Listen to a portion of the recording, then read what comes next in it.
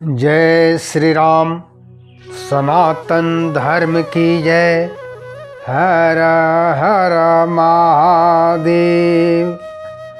श्रोता बंधु, वाल्मीकि रामायण की पवित्र कथा लेकर आया हूँ।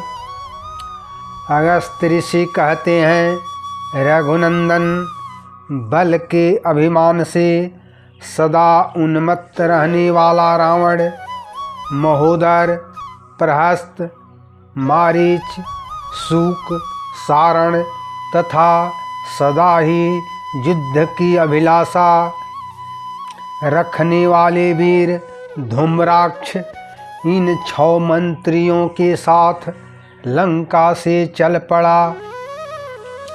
उस समय ऐसा जान पड़ता था मानो अपने क्रोध से संपूर्ण लोकों को भस्म कर डालेगा। बहुत से नगरों, नदियों, पर्वतों, वनों और उपवनों को लांघकर वह 2 घड़ी में कैलाश पर्वत पर जा पहुंचा।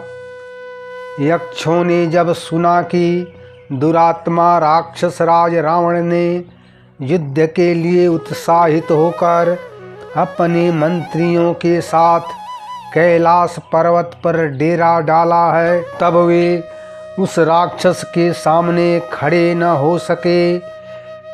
यह राजा कुबेर का भाई है, ऐसा जानकर यक्ष लोग उस स्थान पर गए जहाँ धन के देवता कुबेर विद्यमान थे।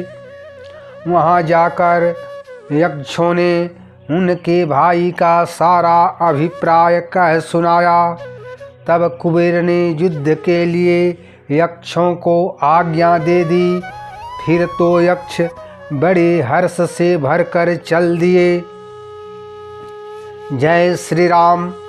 श्रोता बंधु, मैं पंडित गोपाल जी तिवारी सत्य सनातन ज्ञान संगम चैनल से प्रभु श्री राम के चरणों में नमन करते हुए चैनल पर समस्त श्रोता बंधुओं का स्वागत करता हूँ।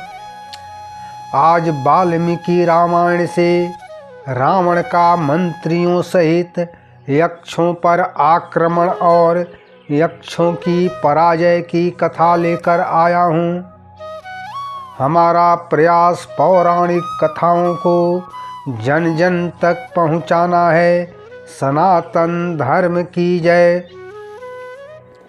श्रोता बंधु, अगस्त्य ऋषि कहते हैं, श्री राम, उस समय यक्षराज कुबेर की सेनाएं समुद्र के समान क्षुब्ध हो उठी। उनके वेग से वह पर्वत हिलता सा जान पड़ा। तदंतर यक्षों और राक्षसों में घमासान युद्ध छिड़ गया। वहाँ रावण के वे सचिव व्यथित हो उठे।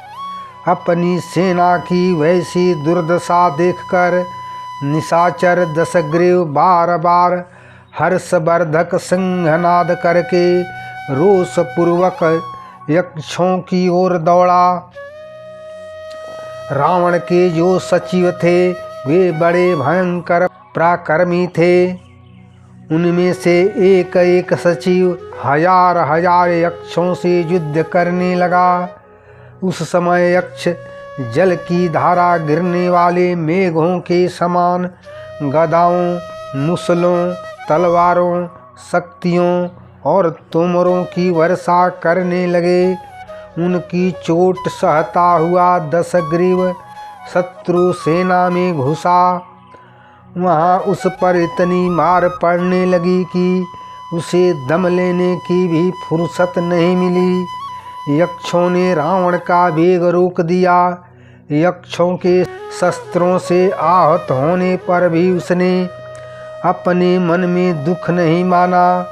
उस महाकाय निशाचर ने कालदंड के समान भयंकर गदा उठाकर यक्षों की सेना में प्रवेश किया और उन्हें यमलोक पहुंचाना आरंभ कर दिया। वायु के प्रज्वलित हुई अग्नि के समान रावण ने तिनके के समान फैली हुई सूखे ईंधन की भांति आकुल हुई यक्षों की सेना को जलाना आरंभ किया।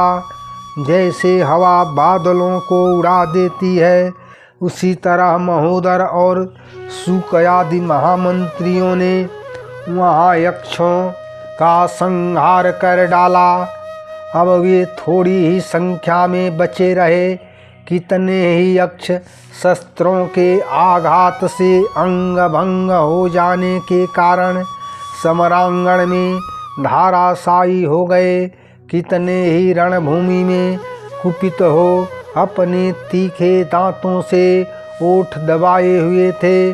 कोई थक कर एक दूसरे से लिपट गए। उनके अस्त्र शस्त्र गिर गए और वे समरांगण में उसी तरह शिथिल होकर गिरे जैसे जल के वेग से नदी के किनारे टूट पड़ते हैं। मर मर कर स्वर्ग में जाते युद्धते और दौड़ते हुए यक्षों की तथा आकाश में खड़े होकर युद्ध देखने वाले ऋषि समूहों की संख्या इतनी बढ़ गई थी कि आकाश में उन सब के लिए जगह नहीं अटती थी। धन के देवता कुबेर ने उन यक्षों को भागते हुए देख दूसरे महाबली यक्षराजों को युद्ध के लिए भेजा। अगस्त ऋषि कहते हैं, श्री राम इसी बीच में कुबेर का भेजा हुआ संयोधक कंटक नामक यक्ष वहाँ आ पहुँचा। उसके साथ बहुत सी सेना और सवारियाँ थी।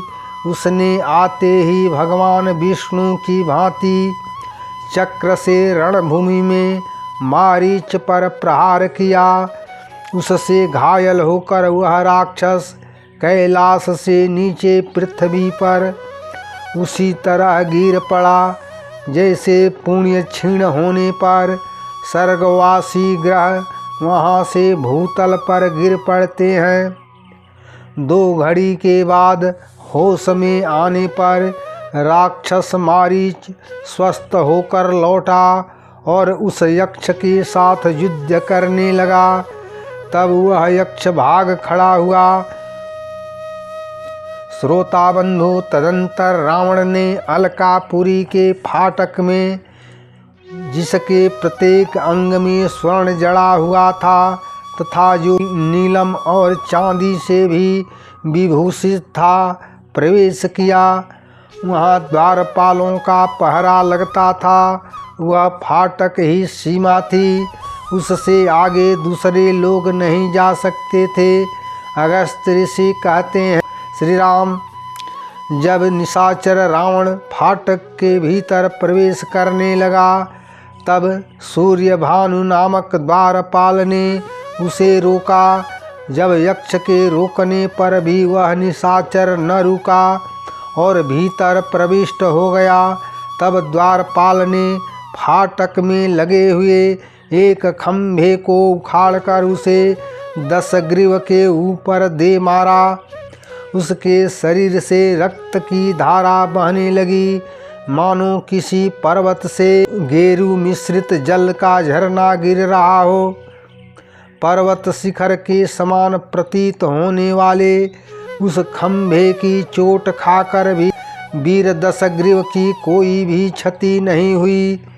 वह ब्रह्मा जी के वरदान के प्रभाव से उस यक्ष के द्वारा मारा न जा सका। तब रावण ने वही खंभा उठाकर उसके द्वारा यक्ष पर प्रहार किया। इससे यक्ष का शरीर चूर चूर हो गया। रावण का पराक्रम देखकर सभी यक्ष भाग गए। कोई नदियों में कूद पड़े और कोई भय से पीड़ित हो गुफाओं में घुस गए। सबने अपने हथियार त्याग दिए थे। सभी थक गए थे और सबके मुखों की कांति फीकी पड़ गई थी। जय श्री राम। श्रोता बंधु, वाल्मीकि रामायण से रावण द्वारा यक्षों पर आक्रमण और उनकी पराजय की कथा सुनकर लाइक करें, शेयर करें, कमेंट करें तथा चैनल को सब्सक्राइब जरूर करें। सनातन धर्म की जय। जय श्री राम।